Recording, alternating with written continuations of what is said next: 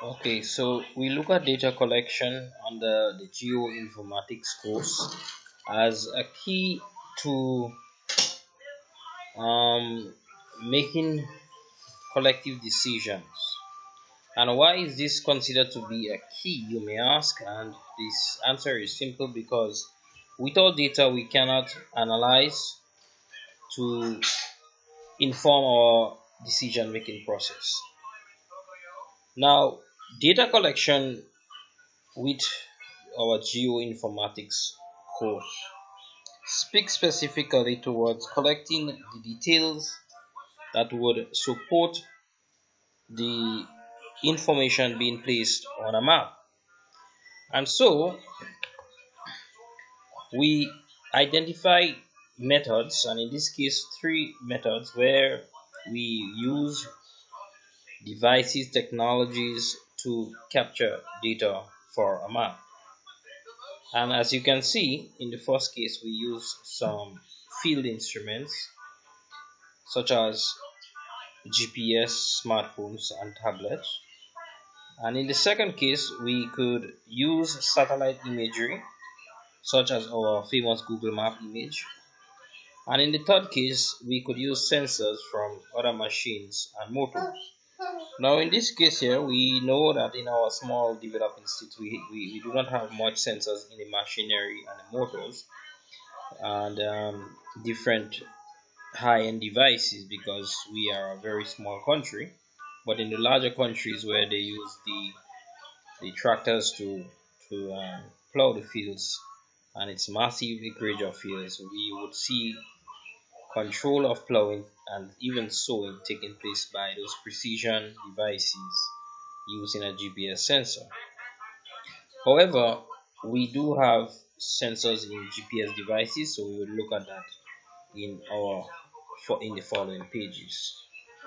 Method one I want to look at is plotting. As you would know, a map, a point, or a shape or a polygon onto your satellite image or your aerial image, and this is the most used method that you may even be very familiar with at this point. You would click on the map and put your pointer on a location, and in case of the Google which we are using, Google Map engines, you get to describe by putting a title of that point.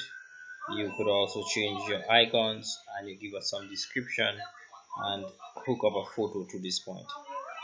So this is a great tool which could use to do some mapping.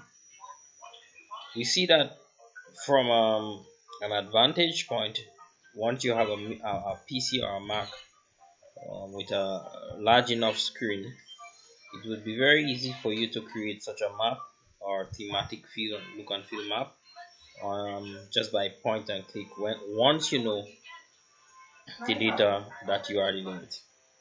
However, it takes some time because if you are doing large amount of work, you would have to do a lot of plotting by hand. And this is not really designed for field work, it is more used in the office as we would need the internet connection. The next method we look at is using sensors in the GPS or GPS sensors. We have some devices that we call GPS devices, and I will show you them here.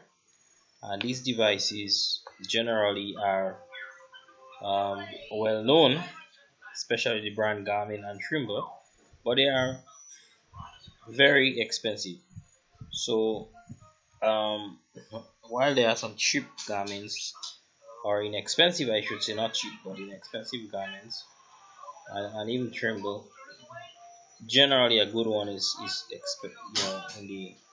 in the thousands of dollars or $1,000 range, 900 and up plus. We and that's US dollars, man.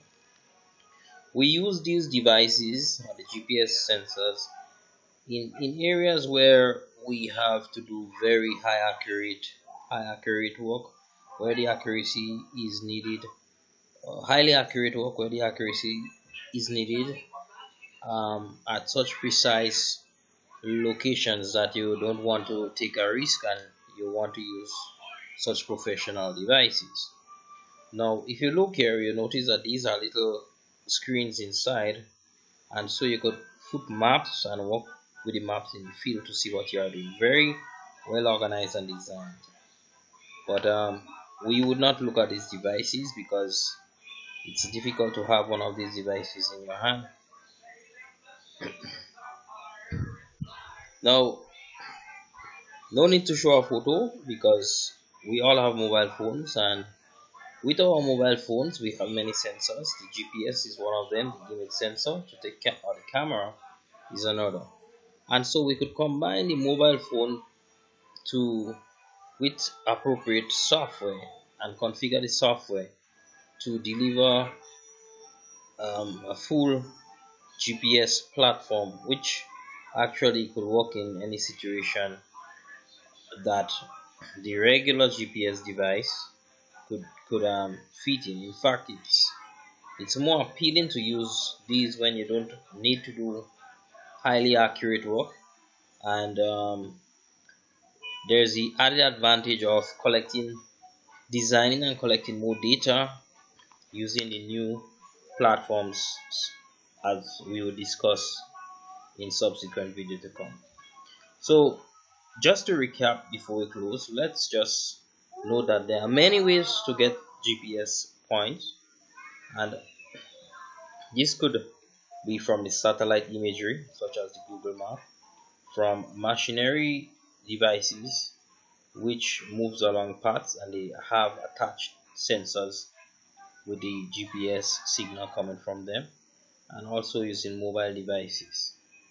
Um, we would look in another lecture on the method that we would try to use to capture the method and approach that we will try to use to capture data in Greening.